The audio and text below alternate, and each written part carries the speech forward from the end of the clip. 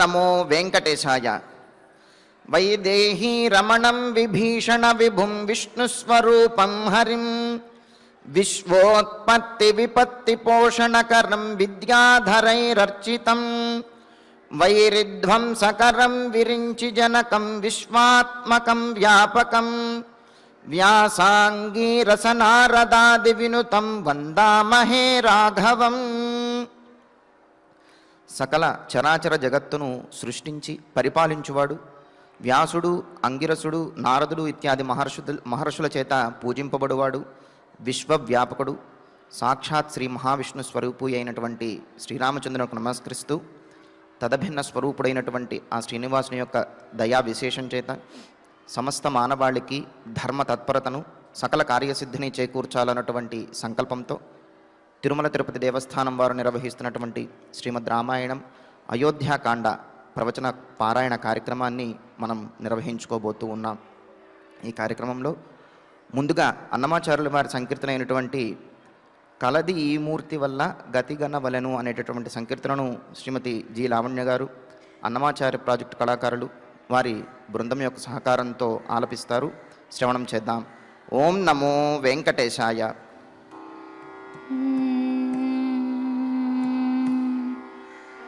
ఓం నమో వెంకటేశాయ.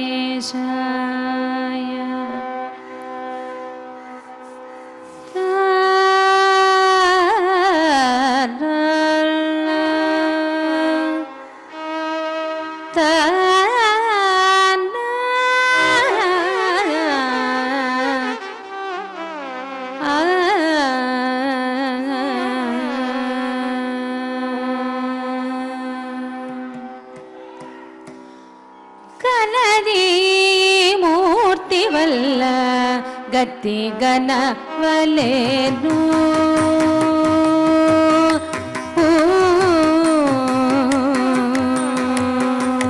కలది ఈ మూర్తి వల్ల గతి గనవలెను కలది ఈ మూర్తి వల్ల గతి గనవలెను ఇలా నిందు నమ్మకుంటే ఎంతో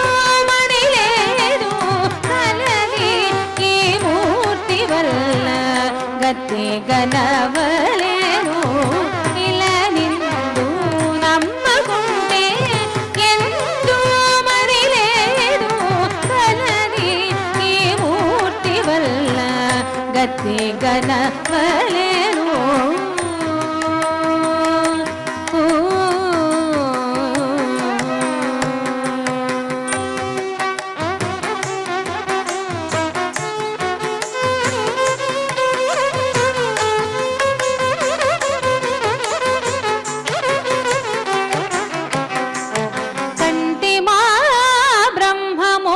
వెంకటపతిని గనినట్టు కంటిమా అవతారాలు కథలేగాక కంటిమా బ్రహ్మమును వెంకటపతిని గనినట్టు కంటిమా అవతారాలు కథలేగాక కంటిమా హృదయములో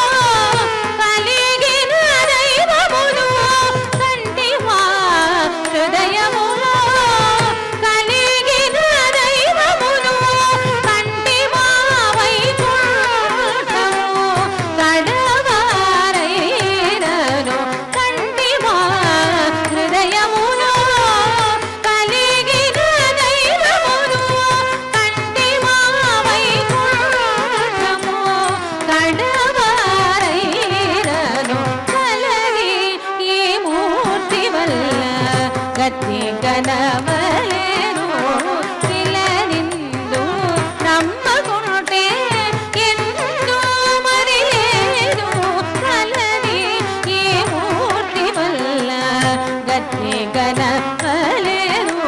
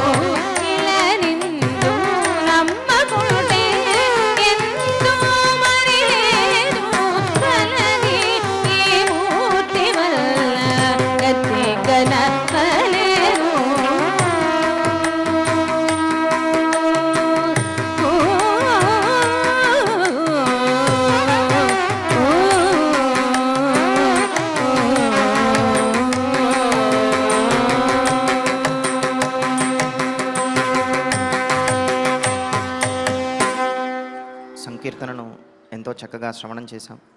ఇక ఇప్పుడు శ్రీ గురు ధ్యానపూర్వకంగా సంకల్పవాక్యాలను అందరము కలిసి పలుకుతూ ఈ కార్యక్రమాన్ని ప్రారంభం చేసుకుందాం. శ్రీ గురు ధ్యానం. గురుర్బ్రహ్మా గురుర్విష్ణు గురుర్దేవో మహేశ్వరః గురుః సాక్షాత్ పరం బ్రహ్మ తస్మై శ్రీ గురవే నమః. శ్రీనివాసధ్యానం. శ్రీవేంకటాద్రినిలయః కమలాకాముకః పుమాన్ అభంగురవిభూతిర్నః స్తరంగయతు మంగళం. అథ సంకల్పః. శ్రీమదాదివరాహ క్షేత్రే విరాజమానస్య శ్రీపద్మావతీ జానేః అఖిలాండకోటి బ్రహ్మాండనాయకస్య శ్రీరామచంద్ర రూపాంతరస్య భగవతః శ్రీవేంకటేశ్వర స్వామినః సన్నిధౌ హనుమత్ సీతా లక్ష్మణ భరత శత్రుఘ్న పరివార సమేత శ్రీరామచంద్ర పరబ్రహ్మణః పరిపూర్ణానుగ్రహేణ అస్మిన్ భువనే సమస్తాధివ్యాధీనాం నివారణార్థం భారతవర్షే విద్యా విత్త వాణిజ్య కృషి వైద్య వైజ్ఞానిక దేశరక్షణాదిరంగేషు విద్యమానానాం ఆస్తిక మహాజనానాం సర్వేషాం సకుటుంబానాం ఆయురారోగ్యైశ్వర్య సద్బుద్ధీత్యాది సర్వశుభఫలప్రాప్త్యర్థం ధర్మాచరణద్వారా శ్రీరామరాజ్యస్య పునర్వ్యవస్థాపనార్థం ఉద్యోగార్థినాం సముచితోద్యోగప్రాప్త్యర్థం దంపతీనాం అనుకూల దాంపత్యసిద్ధ్యర్థం సంతానస్య పితృవాక్య పరిపాలనానుకూల బుద్ధి ప్రచోదనార్థం సకల కార్యసిద్ధ్యర్థం గో సంరక్షణార్థం చ శ్రీమద్వాల్మీకి రామాయణే అయోధ్యాకాండే యథాశక్తి శ్లోకవ్యాఖ్యాన పురస్సరం 17 సర్గ శ్లోక పారాయణం తథా శ్రీధన్వంతరి మంత్ర పారాయణం చ అన్యోన్య సాహాయ్యేన ఆచార్యముఖేన కరిష్యామహే. శ్రీ వాల్మీకి ప్రార్థనా. కూజంతం రామ రామేతి మధురం మధురాక్షరం ఆరుహ్య కవితాశాఖాం వందే వాల్మీకి కోకిలం. శ్రీ ఆంజనేయ ప్రార్థనా. మనోజవం మారుతతుల్యవేగం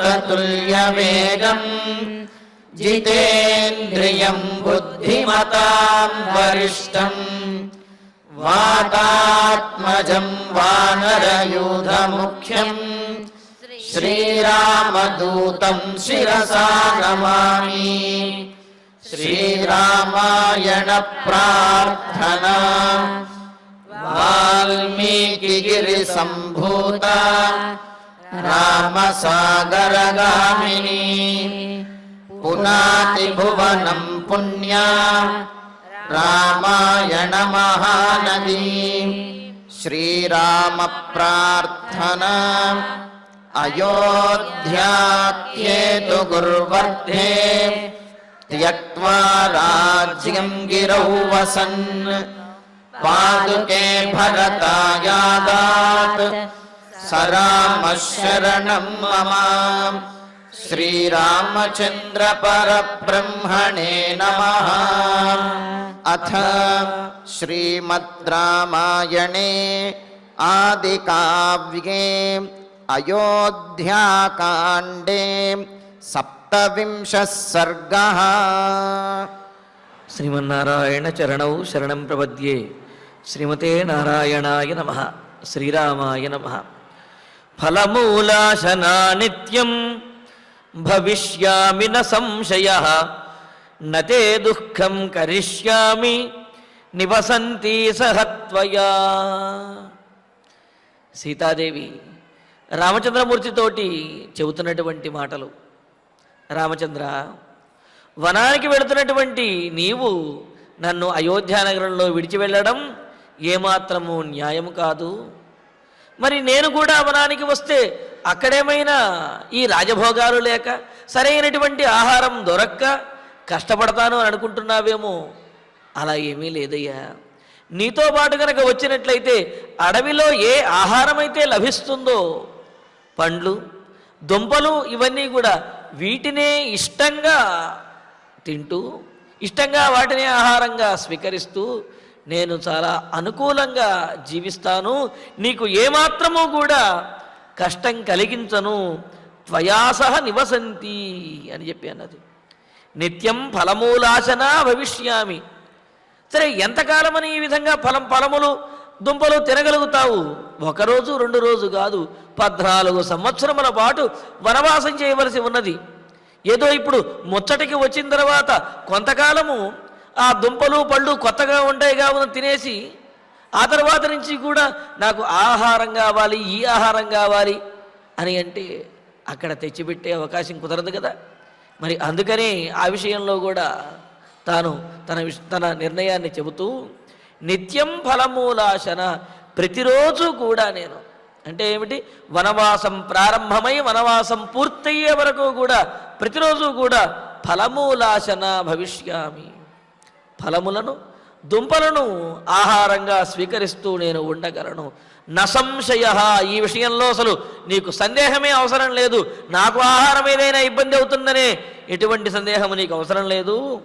ఎందుకంటే త్వయా సహ నివసంతి, నీతో పాటు నేను ఆనందంగా నివసిస్తూ, తే దుఃఖం నకరిష్యామి, నీకు ఏమాత్రమూ కూడా దుఃఖం కలిగించను. నీతో నేను ఉన్నాను అంటే నీకు నిత్యము సంతోషమే ఉంటుంది అని చెప్పి అంటున్నది. అంటే ఏమిటి, రాముడు సీతాదేవితో కలిసి ఉన్నప్పుడే సుఖంగాను ఆనందంగాను ఉంటాడు. సీతాదేవిని వీడినట్లయితే రాముడు కూడా సుఖంగా ఉండలేడు, ఆనందంగా ఉండలేడనే విషయం దీని ద్వారా తెలుస్తున్నది. అందుకనే ఏముంటుంది, త్వయాసహ నివసంతి, నీతో కలిసి జీవిస్తూ నీతో పాటు ఉంటూ, తే దుఃఖం నకరిష్యామి, నీకు ఏమాత్రము నేను దుఃఖాన్ని కలిగించను. అది కావాలి ఇది కావాలి అని అడిగి నిన్ను చికాకు పెట్టను. నిన్ను ఎప్పుడూ కూడా నిత్యము సంతోషంగా ఉండే విధంగా చూసుకుంటాను రామచంద్ర. కావున నన్ను వనవాసానికి తీసుకువెళ్ళవయ్యా. ఈ వనవాసానికి వెళ్ళడం అనేది నేను మనస్ఫూర్తిగా నిశ్చయించుకున్నాను అనే విషయాన్ని తెలియజేసింది సీతాదేవి. మనకు ఆనందరామాయణంలో సీతాదేవి ఈ సందర్భంలో మరి యొక్క 3 కారణములను కూడా ప్రత్యేకంగా తెలియజేసింది. రామచంద్ర, నీవు వద్దు అంటున్నప్పటికీ కూడా ఇంతగా నేను వనవాసానికి వస్తాను అనడానికి మరో 3 కారణములు కూడా ఉన్నాయ్యా అని అంటూ, కారణాన్యత్ర వైత్రీణి సంతితాని వదామ్యహం బాలత్వే కరరేఖామ్మే దృష్ట్వా కశ్చిద్విజాగ్రణీ వనప్రయాణం మామాహ భర్త్రాతే సత్యవాగ్ద్విజ అని.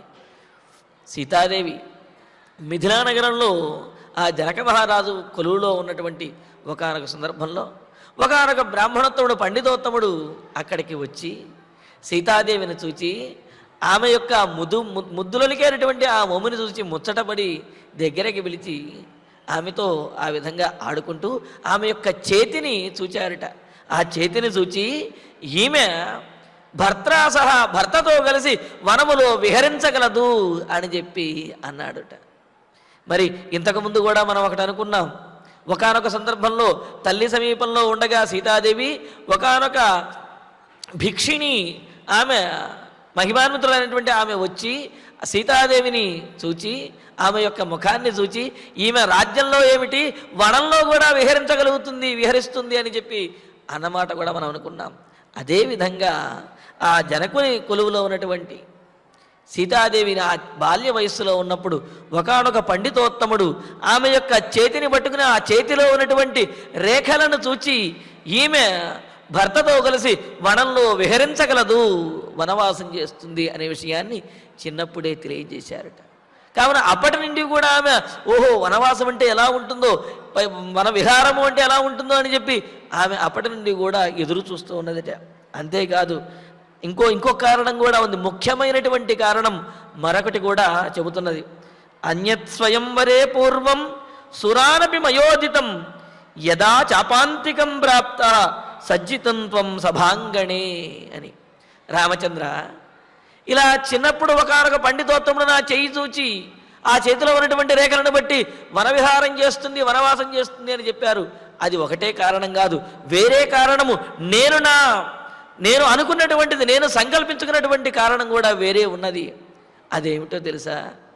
నీవు మిథిలా నగరానికి వచ్చి నిండు సభలో నీవు ఆ శివధనుస్సుని ఎక్కుపెట్టేటటువంటి సందర్భంలో నీవే ఎంతమంది రాజులు ఉన్నప్పటికీ కూడా ఆ శివధనస్సును ఎక్కుపెట్టడానికి ఎంతోమంది వచ్చినప్పటికీ కూడా నా మనస్సు నీయందే లగ్నమయ్యుండి నీవే ఈ శివధనస్సుని ఎక్కుపెట్టాలి అని చెప్పి నీవు శివధనస్సు దగ్గరికి వెళుతున్నటువంటి సందర్భంలో ఆ ఎక్కుపెట్టేటటువంటి సందర్భంలో నేను ఒక మొక్కుకున్నానయ్యా, దేవతలందరినీ కూడా ప్రార్థించాను. దేవతలారా, ఈ రామచంద్రుడు కనుక శివధనస్సుని ఎక్కుపెట్టినట్లయితే నేను నియమములను పాటిస్తూ వనవాస దీక్షను చేస్తాను, వనములలో ఉంటాను. అదేమిటండి, ఇంట్లో ఉండి ఉపవాసం చేస్తానని మొక్కుకోవాలి కానీ వనములో ఉంటానని మొక్కుకోవటం ఏమిటి? ఇదేమిటి వింతగా మొక్కుకోవటము అని అంటే, భగవంతుణ్ణి ధ్యానించటానికి, అంటే ఇతరములైనటువంటి విఘ్నములేమీ లేకుండా భగవంతుణ్ణి ధ్యానించడానికి వనము అనేది ఒక ధ్యానారామంలాగా ఉంటుందన్నమాట. ధ్యానం చేయడానికి, భగవంతుణ్ణి అర్చించడానికి, దేవతలను ప్రీతి కలిగించడానికి కూడా వనము అనేది యోగ్యమైనటువంటి స్థానము అని. అందుకే కదా యజ్ఞయాగాదులన్నీ కూడా నైమిషారణ్యంలో జరిగినట్లుగా మనకు పురాణములు తెలియజేస్తూ ఉన్నాయి.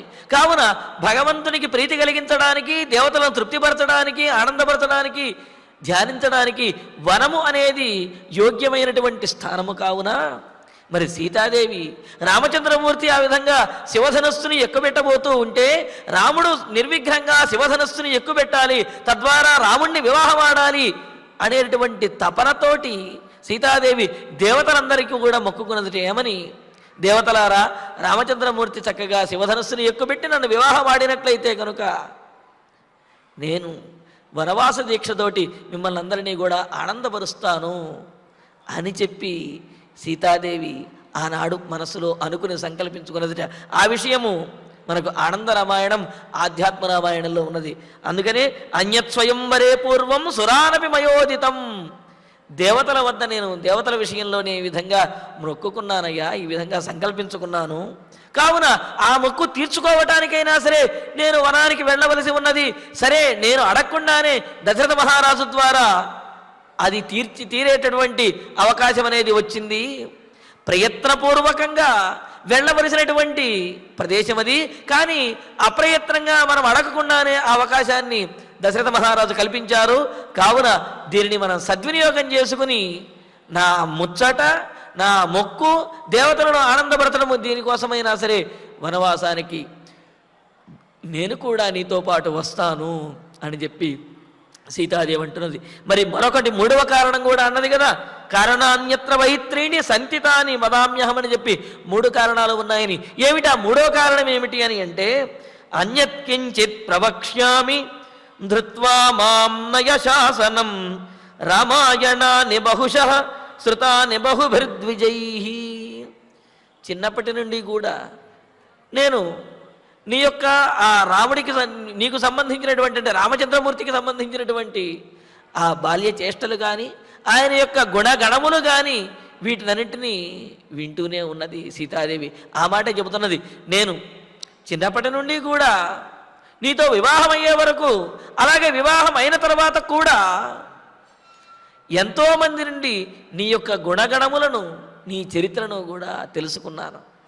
నీవు ఎవరైతే నిన్ను ఆశ్రయిస్తారో వారిని ఏనాడు నీవు విడిచిపెట్టవు అనేది అందరూ చెబుతున్నటువంటి మాట.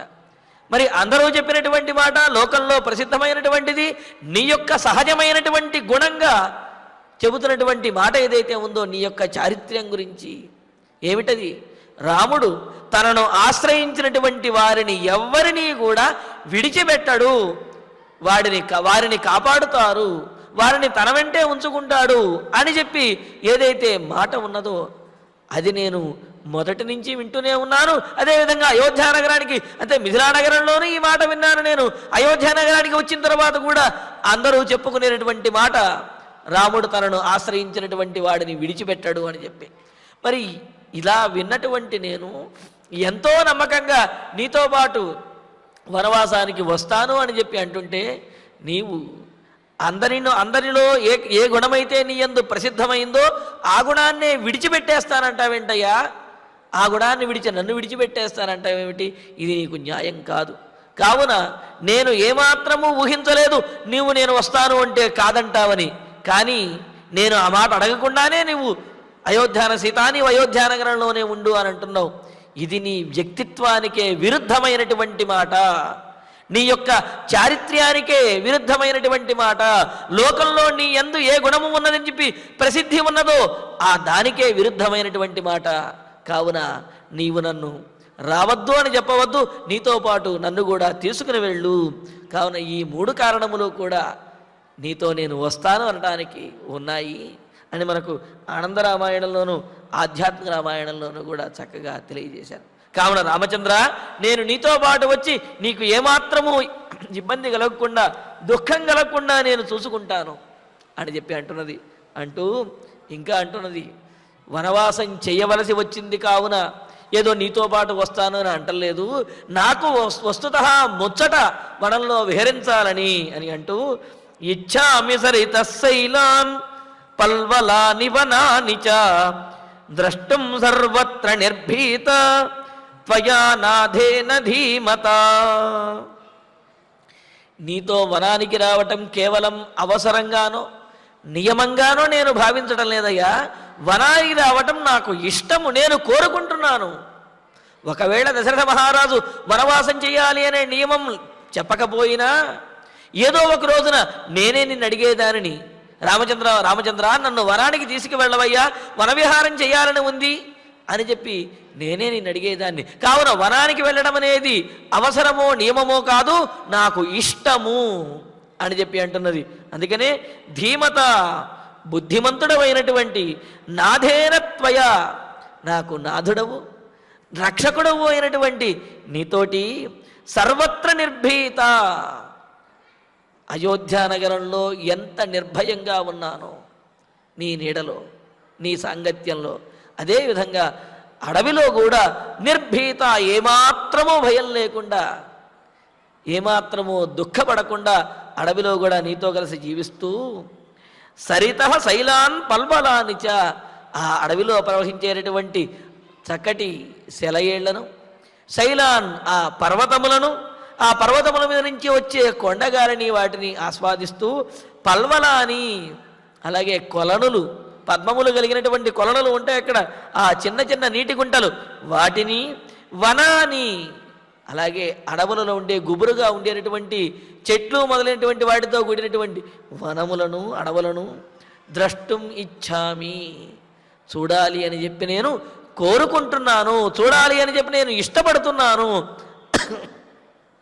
అంతే తప్ప ఏదో నేను నియమం కోసమో లేకపోతే సహధర్మపత్ని అన్నారు కావున నీతో పాటు తప్పక వస్తున్నాను నా ఉద్దేశ్యము కాదు. నేను వనవిహారం చెయ్యాలి అని చెప్పి నేను ప్రత్యేకంగా కోరుకుంటున్నాను. కావున భార్య అయినటువంటి నా కోరికను తీర్చడం నీ కర్తవ్యం. కావున ఈ ధర్మాన్ని పాటించైనా నన్ను తీసుకువెళ్ళవయ్యా అని చెప్పి అంటున్నది. అంటూ మరి ఇక్కడ రామాయణ సారోద్ధారంలో మరో విశేషం కూడా చెప్తారు. అధజాపి మహాప్రాజ్ఞ బ్రాహ్మణానాం మయా శృతః పురా పితృగృహే సత్యం వస్తవ్యం కిల మేవనే అంటూ ఇంతకుముందు వాటిని ఒకసారి గుర్తు చేసినట్లుగా అంటున్నది.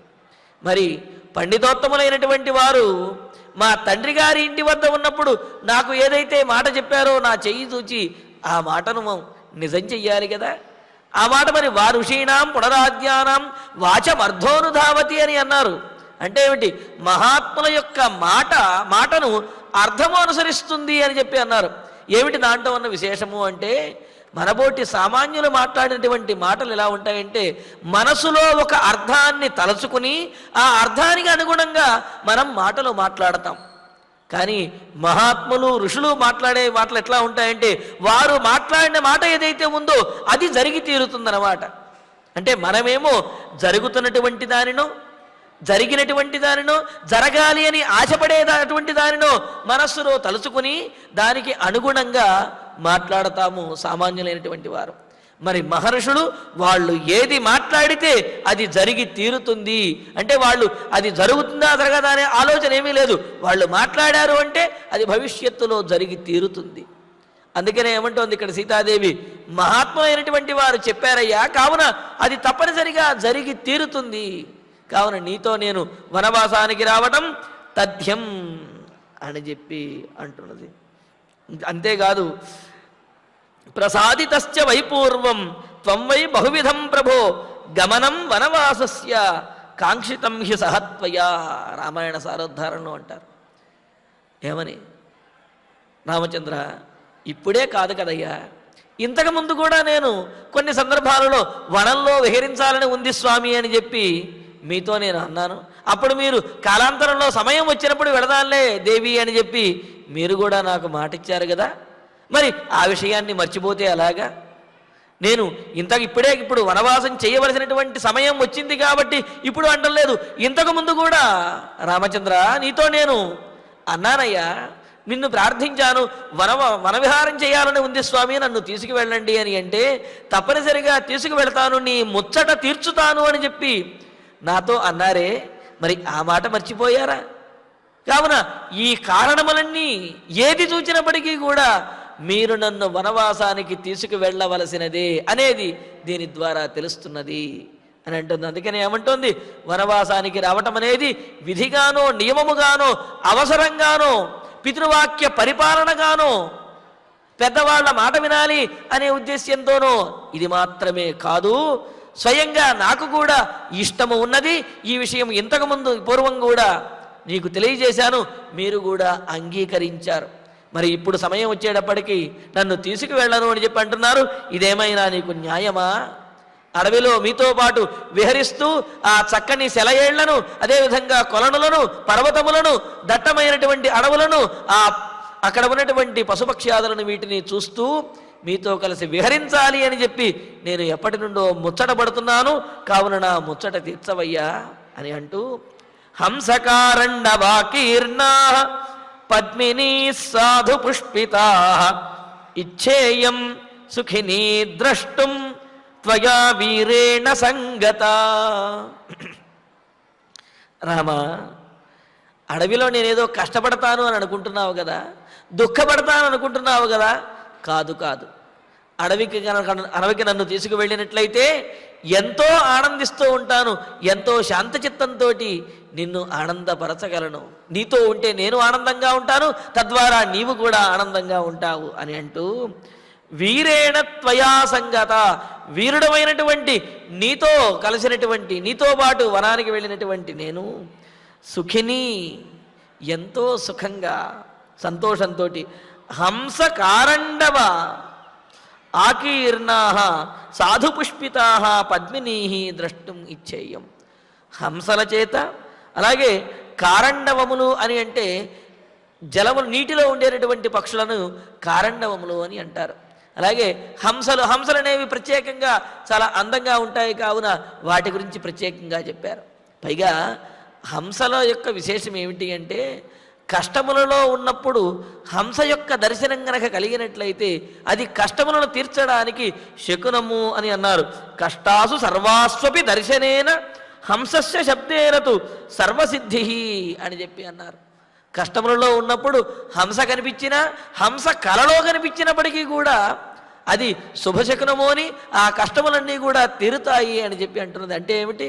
హంస అనేది సుఖశకునంగా, అంటే సుఖమును ప్రాప్తింపజేయటానికి శకునంగా మనకు శకున శాస్త్రం తెలియజేస్తున్నది. మరి ఇక్కడ సీతాదేవి కూడా ఏమంటున్నది? వీరుడమైనటువంటి రామచంద్ర, నీతో పాటు ఆ వనంలో విహరిస్తూ హంసలతోటి కూడి ఉన్నటువంటి ఆ సరస్సులను, అంతేకాదు కారండవములు అంటే ఏమిటి?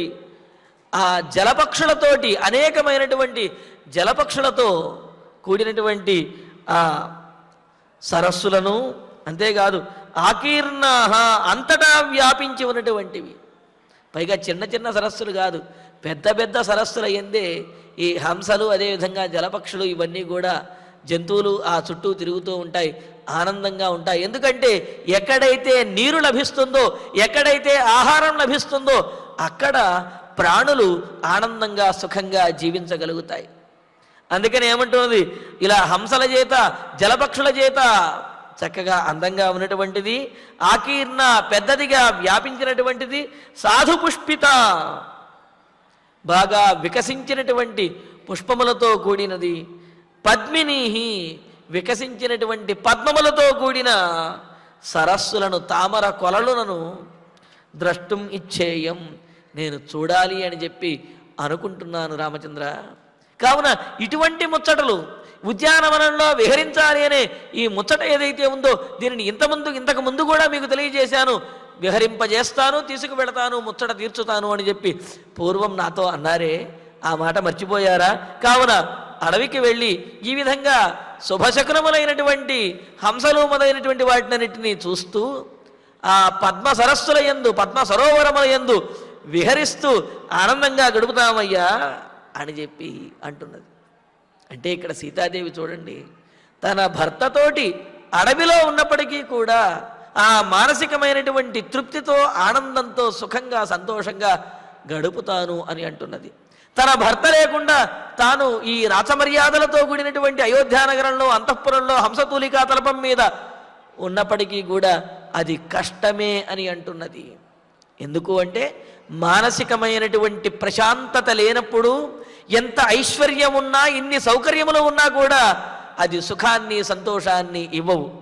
మానసికమైనటువంటి ఆ ప్రశాంతత, తృప్తి ఉన్నప్పుడు అది అడవి అయినా సరే, చెట్టు నీడ అయినా సరే ఆనందాన్ని, సంతోషాన్ని ఇస్తుంది, మనస్సులో తృప్తిని కలుగజేస్తుంది. అందుకనే అంటారు కదా, వయమిహ పరితుష్టాః వల్కలైస్త్వం దుకూలైః కథమిహ పరితోషో నిర్విశేషో విశేష సతు భవతి దరిద్రో యస్య తృష్ణా విశాల మనసి చ పరితుష్టే కోర్ధవాన్ కో దరిద్రః అని. మరి అంటారు, వయమిహ పరితుష్టాః వల్కలైః, అయా మేము నారచీరలు కట్టుకుంటూ చాలా ఆనందంగా ఉన్నాము.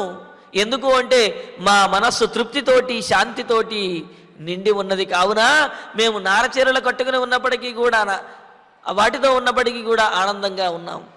త్వం దుకూలైః, నీవు పట్టుపంచలు కడితే గాని ఆనందంగా ఉండలేవు. కథమిహ పరితోషో నిర్విశేషో విశేష, ఇందులో పరితోషానికి, ఆనందానికి కారణం ఏమిటి అని అంటే ఆ పట్టు వస్త్రములో లేకపోతే ఈ నార వస్త్రములో ఈ రెండూ కూడా ఆనందానికి కారణము కాదు. మరి ఆనందానికి కారణం ఏమిటి? మానసికమైనటువంటి తృప్తి ఏదైతే ఉందో ఆ మానసికమైనటువంటి భావన, అదే ఆనందానికి కారణము. కావున ఈ నార వస్త్రాలు కట్టడం వల్ల దుఃఖమనో, పట్టు వస్త్రాలు కట్టడం వల్ల ఆనందం వస్తుందనో ఉద్దేశ్యం కాదు.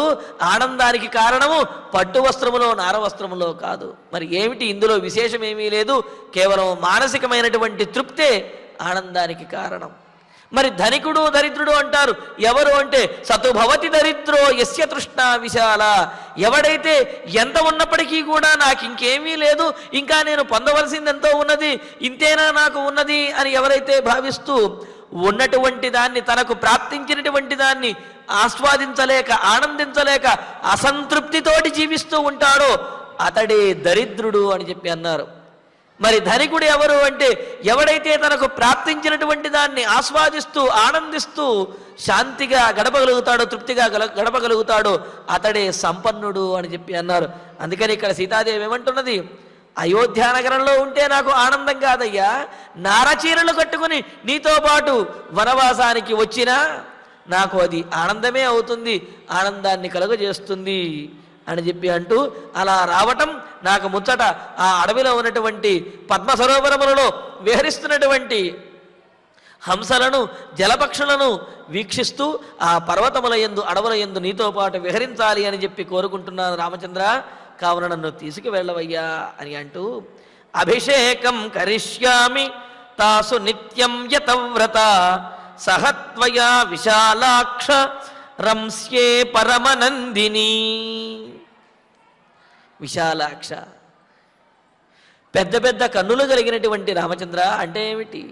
ఆయన యొక్క దృష్టి కరుణా దృష్టి కూడా చాలా ఎక్కువగా ఉంటుంది, దయాదృష్టి చాలా ఎక్కువగా ఉంటుంది అని చెప్పడం ఇక్కడ ఉద్దేశ్యం అన్నమాట. విశాలాక్ష, విశాలమైనటువంటి కన్నులతోటి దయాదృష్టితో ప్రసన్నంగా వీక్షించేటటువంటి రామచంద్ర. యతవ్రత, వనవాసానికి వచ్చి నియమములను వ్రత నియమములను పాటిస్తూ నిత్యం తాసు అభిషేకం కరిష్యామి, నిత్యం ప్రతిరోజు కూడా తాసు ఆ సరస్సుల యందు ఆ పద్మ సరోవరముల యందు అభిషేకం కరిష్యామి, నేను చక్కగా నియమబద్ధంగా స్నానాదులను చేస్తాను, స్నానం చేస్తాను. పరమనందిని, అంతేకాదు పరమ మిక్కిలి నందిని, ఆనందించినటువంటి దానినై. అంటే అక్కడ చల్లనైనటువంటి నీటితో స్నానం చేయవలసి వచ్చింది అని నేను బాధపడను, అక్కడ జలకాలాడైనటువంటి వనవిహారం చేసేటటువంటి అవకాశం వచ్చింది అని చెప్పి ఆనందపడతాను అని అంటూ పరమనందిని, మిక్కిలి సంతోషాన్ని పొందినటువంటి దానినై త్వయా సహ రంస్యే, నీతో కలిసి ఆ పద్మ సరోవరముల యొక్క తీరములో నేను విహరిస్తానయ్యా. కావున నన్ను వనవాసానికి తీసుకువెళ్ళు, వనవాసంలో నేను అన్నీ కూడా నేను కోరుకున్నవే ఉన్నాయి తప్ప నేనేదో కష్టపడతాను, నేనేదో ఇబ్బంది పడతాను అనే ఆలోచన నీకు అవసరం లేదు. అక్కడ వనవాసంలో వనములలో తిరగటము, ఆ ఫలమూలమును తినడము, అదేవిధంగా నియమములను పాటించడము, అక్కడ ఉన్నటువంటి పద్మసరోవరములలో స్నానము చేయటము, ఇవన్నీ కూడా నేను కోరుకుంటున్నటువంటి ముచ్చటలే. కావున నీవు నన్ను వనవాసానికి తీసుకువెళ్ళవయ్యా అని అంటూ మరి ఏవం వర్ష సహస్రాణం శతం వాహం త్వయా సహ వ్యతిక్రమం నవేత్స్యామి స్వర్గోపి నహి మే మతః. రామచంద్ర, ఒక్క మాట చెబుతున్నాను విను. ఇలాగా 14 సంవత్సరముల కాదు, ఎంతకాలమైనా సరే నీతో పాటు నేను ఆ వనములలో గడుపుతూ విహరిస్తూ ఆనందంగా ఉండగలను. అంతేగాని ఏదో 14 సంవత్సరాలే కదా ఎలాగోలా ముగించుకొచ్చేద్దాము, తప్పుతుందా ఇంకా అని చెప్పి నా ఉద్దేశ్యము కాదు. నీతో కలిసి విహరించడము అంటే, నీతో కలిసి వనంలో తిరగటము అంటే, ఆ పద్మసరోవరముల యొక్క తటముల యందు ఉండటము అంటే, అలాగా ఉండటం నేను 14 సంవత్సరములు కాదు, ఎన్ని సంవత్సరములైనా సరే ఉండగలను అని అంటూ ఏవం అహం త్వయా సహ వర్ష సహస్రాణం శతానాం వా శతం వా, అంటే ఈ విధంగా నేను నీతో పాటు వనవాసం చేస్తూ త్వయా సహ నీతో పాటు 14 సంవత్సరములే కాదు, వర్ష సహస్రాణం 1000 సంవత్సరములైనా సరే, 1000 సంవత్సరాలే కాదు, వర్ష సహస్రాణం శతం వా 100,000 సంవత్సరములంటే 1,00,000 సంవత్సరములైనా సరే, వ్యతిక్రమం గడిపినప్పటికీ కూడా, అన్ని సంవత్సరములు గడపవలసి వచ్చినప్పటికీ కూడా, అంటే ఇక్కడ రామచంద్రమూర్తి అనవచ్చు, సీత నువ్వేదో ముచ్చట పడుతున్నావు కానీ ఏదో 1-2 రోజులో వారం రోజులో కాదు, 14 సంవత్సరముల పాటు వనవాసం చెయ్యాలి, అన్ని సంవత్సరముల పాటు ఇంతే ఉత్సాహంగా, ఇంతే ముచ్చటగా, ఇంతే కోరికతోటి నీవు ఉండలేవు అని రాముడు అంటాడేమోనని సీతాదేవి చెబుతున్నది. ఏమంటున్నది? రామచంద్ర, నీతో పాటు వనవిహారం 14 సంవత్సరములు కాదు, 1000 సంవత్సరములైనా చేయగలను.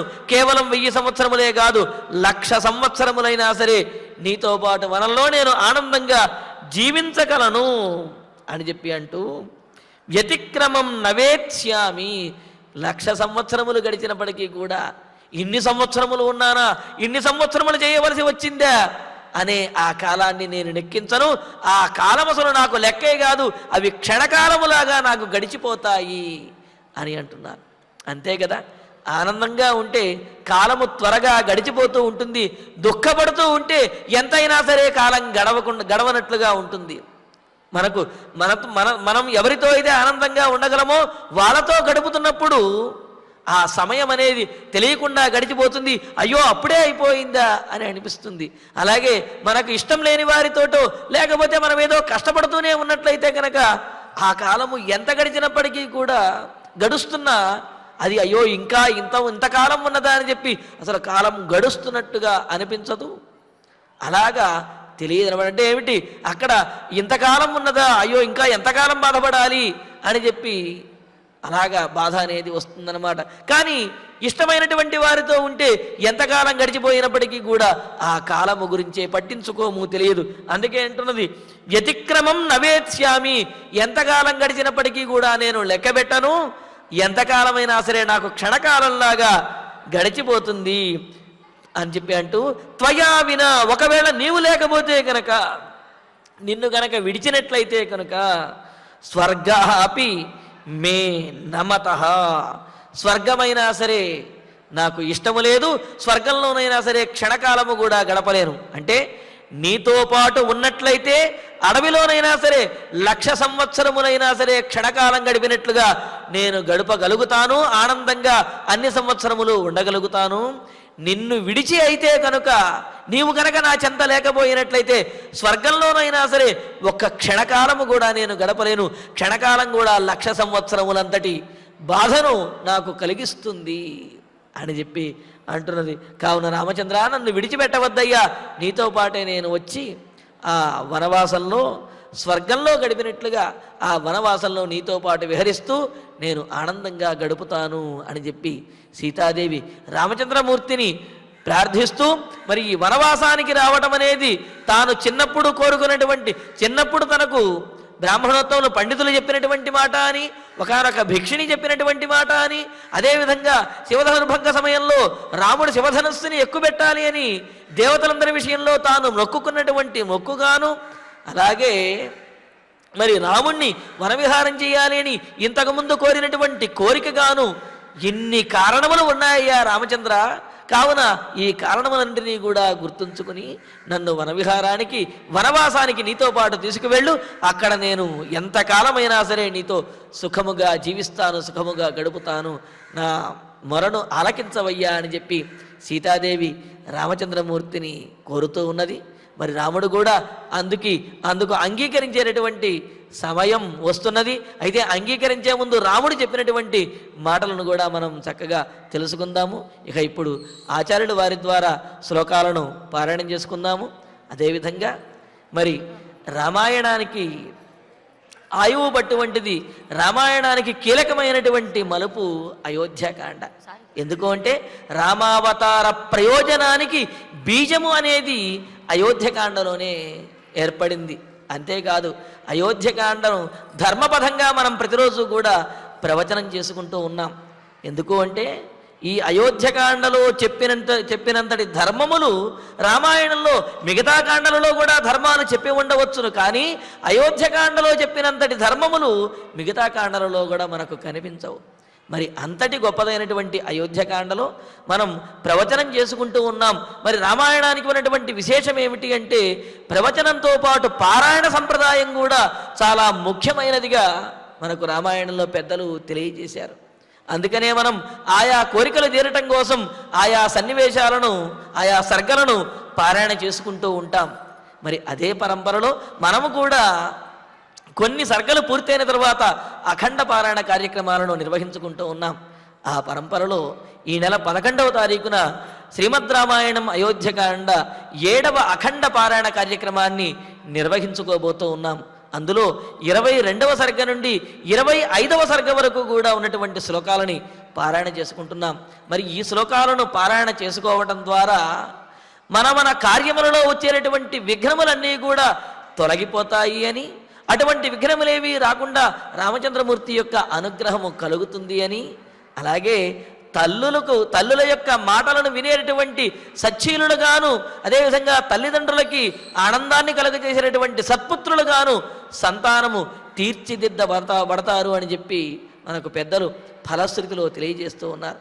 ఇటువంటి విశేషమైన ఫలములు కలిగినటువంటి ఆ శ్లోకములను 11వ తారీఖున ఉదయం 7 గంటలకు శ్రీమద్ రామాయణం అయోధ్యకాండ 7వ అఖండ పారాయణలో మనం పారాయణ చేసుకోబోతూ ఉన్నాము. భక్తులందరూ కూడా ఈ పారాయణ కార్యక్రమంలో పాల్గొని శ్రీవారి యొక్క అనుగ్రహాన్ని పొందవలసిందిగా తెలియజేస్తున్నాము. ఇక ఇప్పుడు ఆచార్యుల వారి ద్వారా ఈనాటి శ్లోకాలను పారాయణ చేసుకుందాము. ఫలమూలాశన నిత్యం భవిష్యామి న సంశయః నతే దుఃఖం కరిష్యామి నివసంతి సహ త్వయా ఇచ్ఛామి సరితశైలాన్ పల్వలాని వనాని చ ద్రష్టుం సర్వత్ర నిర్భీతా త్వయా నాథేన ధీమతా హంసకారండవా ఆకీర్ణాః హంసకారండవాకీర్ణాః పద్మినీః సాధు పుష్పితాః ఇచ్ఛేయం సుఖినీ ద్రష్టుం త్వయా వీరేణ సంగతా అభిషేకం కరిష్యామి తాసు నిత్యం యతవ్రతా సహ త్వయా విశాలాక్ష రంస్యే పరమనందిని ఏవం వర్షసహస్రాణాం శతం వాహం త్వయా సహ వ్యతిక్రమం న వేత్స్యామి స్వర్గోపి నహి మే మతః ఇత్యార్షే శ్రీమద్ రామాయణే ఆదికావ్యే అయోధ్యాకాండే సప్తవింశే సర్గే పంచశ్లోకాః. ఫలశ్రుతి నుండి మంగళాంతం వరకు అందరము కలిసి పఠిద్దాం. ఫలశ్రుతి ఆయుష్యమారోగ్యకరం యశస్యం సౌభ్రాతృకం బుద్ధికరం సుఖం చ శ్రోతవ్యమేతన్నియమేన సద్భిః ఆఖ్యానమోజస్కరమృద్ధికామైః. శ్రీరామచంద్ర పరబ్రహ్మణే నమః. అథ ధన్వంతరి ధ్యానం అచ్యుతానంత గోవింద విష్ణో నారాయణామృత రోగాన్మే నాశయాశేషాన్ ఆశు ధన్వంతరే హరే. ఆరోగ్యం దీర్ఘమాయుష్యం బలం తేజో ధియం శ్రియం స్వభక్తేభ్యో ను గృహ్ణంతం వందే ధన్వంతరిం హరిం. ధన్వంతరేరిమం శ్లోకం భక్త్యా నిత్యం పఠంతి యే అనారోగ్యం న తేషాం స్యాత్ సుఖం జీవంతి తే చిరం. ఓం నమో భగవతే వాసుదేవాయ ధన్వంతరయే అమృత కలశహస్తాయ వజ్రజలౌకహస్తాయ సర్వామయ వినాశనాయ త్రైలోక్యనాథాయ మహావిష్ణవే స్వాహా. ఓం వాసుదేవాయ విద్మహే సుధాహస్తాయ ధీమహి తన్నో ధన్వంతరి ప్రచోదయాత్.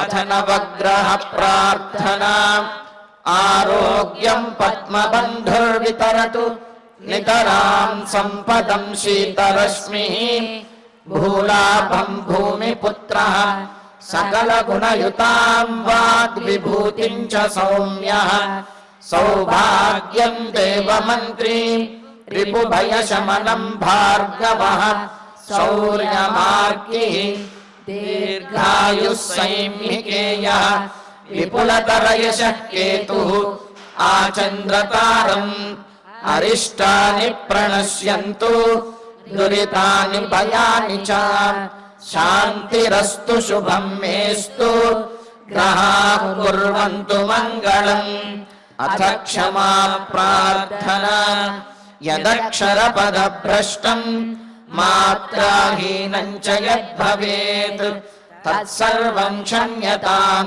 देव नारायण नमोऽस्तु ते। अथ भगवत्समर्पणम् कायेन वाचा मनसेन्द्रियैर्वा बुद्ध्यात्मना वा प्रकृते स्वभावात् करोमि यद्यत् सकलं परस्मै नारायणायेति समर्पयामि। अथ मङ्गलम् श्रियः कान्ताय कल्याणनिधये निधयेऽर्थिनाम् श्रीवेङ्कटनिवासाय श्रीनिवासाय मङ्गलम्।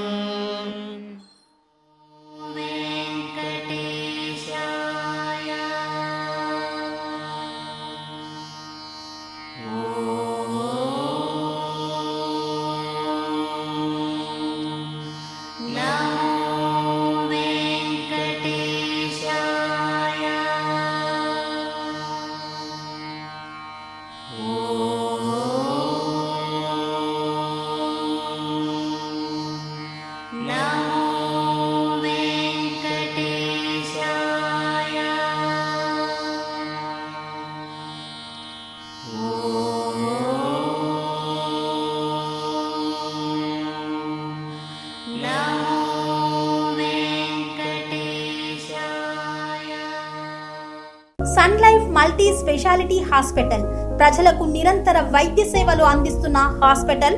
డయాబెటాలజీ, స్టెమ్ సెల్ ఫిజిషియన్ లో ఇండియాలోనే మొదటి డాక్టర్ గా పేరుగాంచిన డాక్టర్ విజయ్ భాస్కర్ గారు అత్యాధునిక విజ్ఞాన పరిజ్ఞానంతో అంతర్జాతీయ ప్రమాణాలతో సామాన్యులకు సైతం అందుబాటులోకి తెచ్చారు Sun Life multi speciality hospital ను.